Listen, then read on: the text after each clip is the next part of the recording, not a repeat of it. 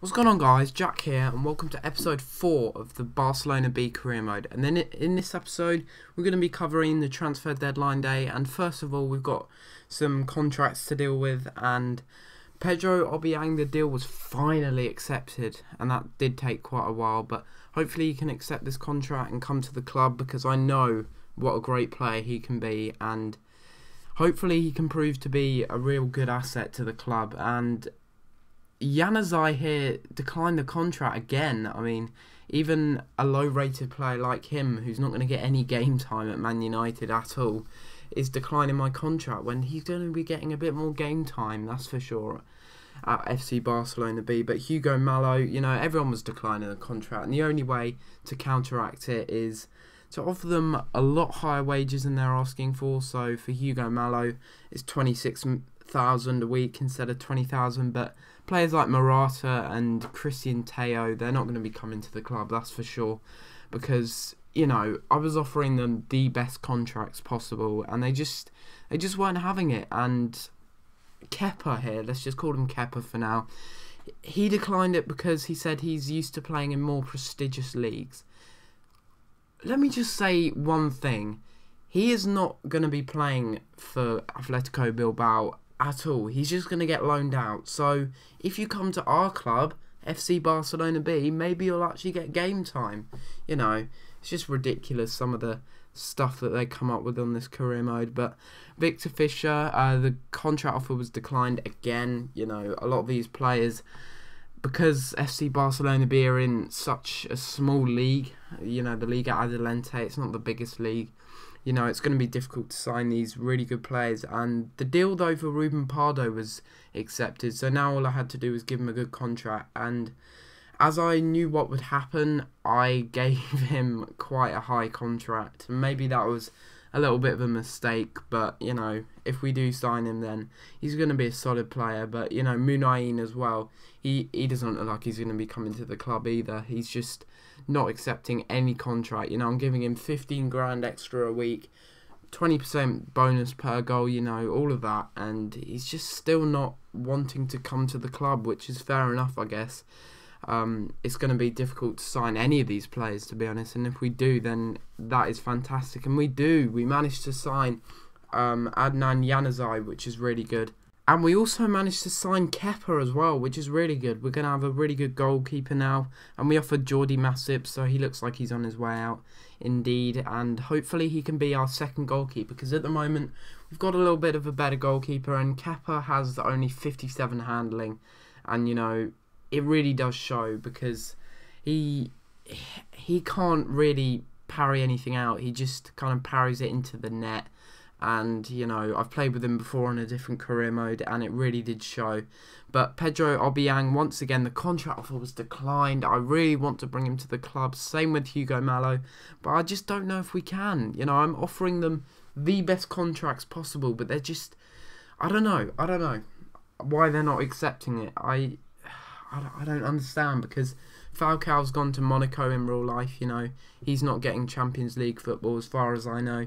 So, you know, if in real life a world-class player like Falcao can go for such a massive amount, then why can't these players accept it? I don't know. In this game, I think the mechanics are just a little bit different, and, you know, it's harder to sign players, especially when you've got financial takeover, that are from higher clubs, especially in better leagues than yours. But I was interested in some of FC Shakhtar's players, but you can see Hugo Malo and Pedro Obiang are coming to the club.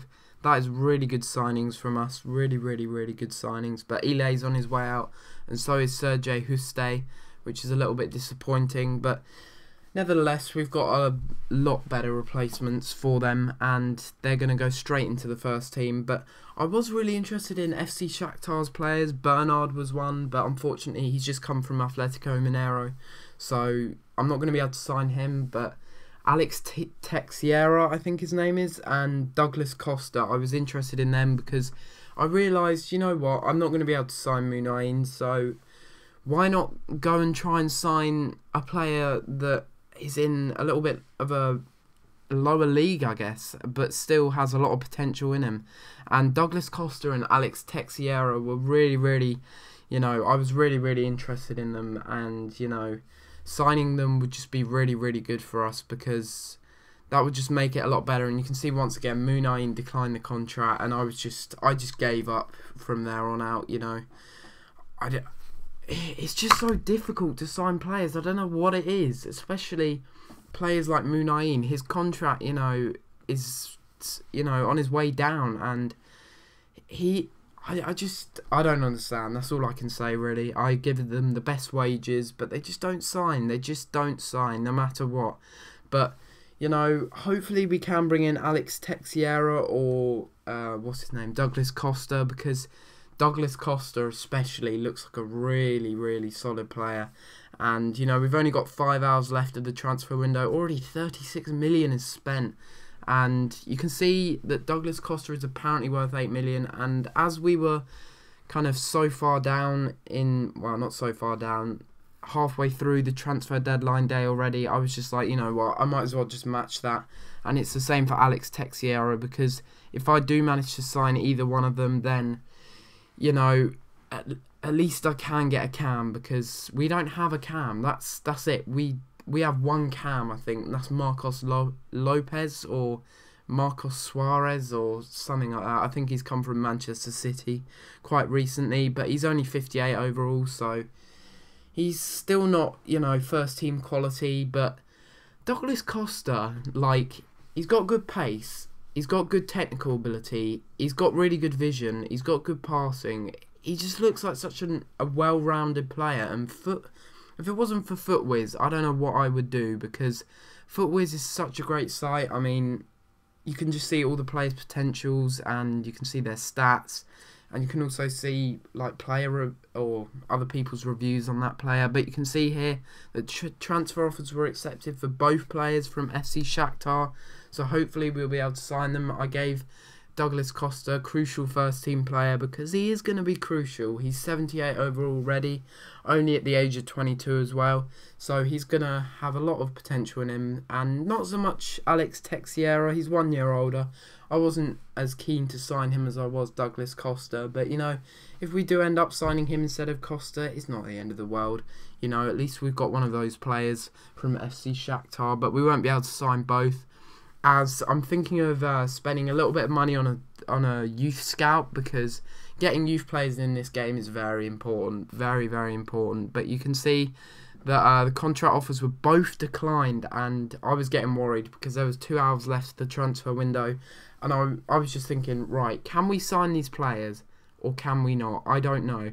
And I kind of went over the top with the contracts, you could say there. I gave Alex Teixeira and also Douglas Costa, I think I gave Douglas Costa 48,000 a week, and Alex Teixeira 50,000 a week, which is ridiculous, because they were only asking 35,000. But that's the only way that I could think of bringing them to the club, because otherwise I don't know how I could lure them to the club. But you can see the same old moves happen, it seems, in every single transfer window. But no matter, we signed Douglas Costa and Alex Teixeira, but I was tempted to go for Alex Teixeira, but in the end, Douglas Costa, looking at his stats on FootWiz, he looks like a better player overall, and he's coming to the club, going straight into the first team.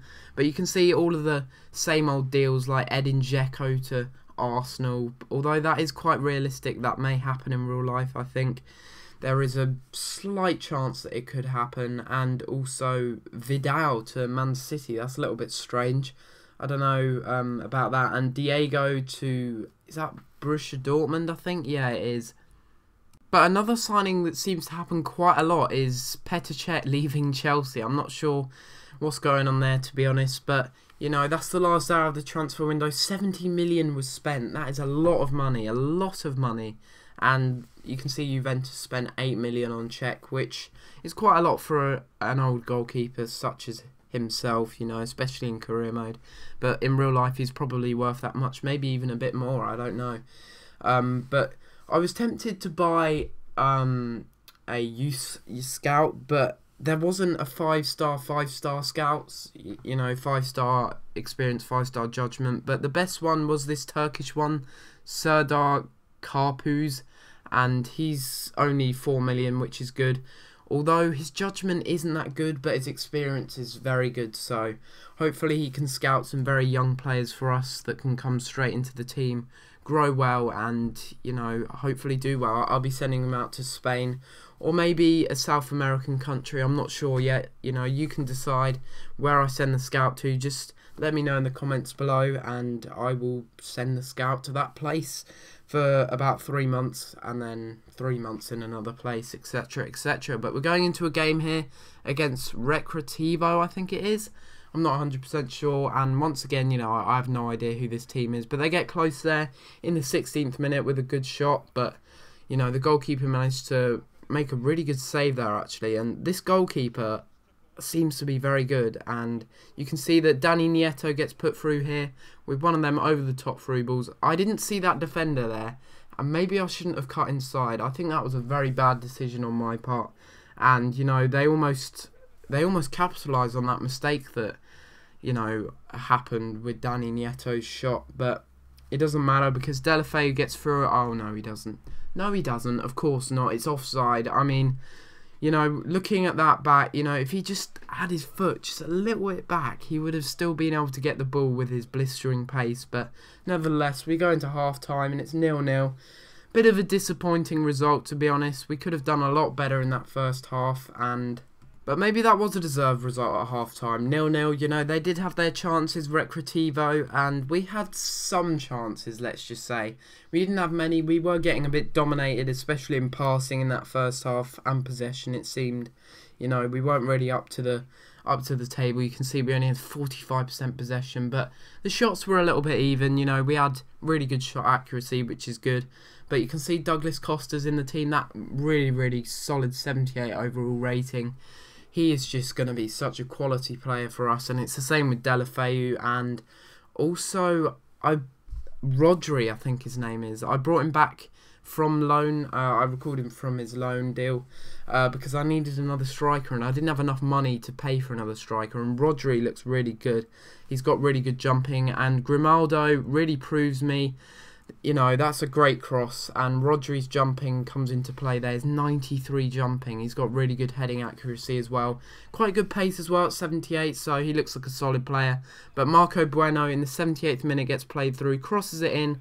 Unfortunately, we couldn't get anything from that, but Douglas Costa with a lovely assist, and how was that onside? I do not know. But Pedro Obiang gets his first goal in the first team. You know, that is really good. Well done, Pedro Obiang, you know. Douglas Costa, one of the shortest players, manages to play Pedro Obiang through, and that was one of the most stupidest goals I've ever seen. But I almost make a very bad mistake here, and I decided it was better just to give up a free kick, because I don't know what I was doing there. I was just trying to play down the clock, because, you know, we haven't had a stellar start to the season, and we've got 1 point, I think, from our last game, and we really, really badly need to win this game, especially if we're going to try and get promoted. And we win the game. Yes, we do. Yes, 1-0. That was a really solid result, and we could have done a little bit better. We could have got maybe 1 or 2 more goals. I don't know. We had 3 shots, 3 on target, so, you know, we were lucky that Pedro Obiang managed to score that goal, because otherwise we would have dropped even more points. But you can see here that Rodri is returned from loan, but that's quite old. And guys, if you've enjoyed this episode of Career Mode and want more Career Mode from me, then please be sure to like and subscribe, and I'll see you next time for another episode. Thanks for watching.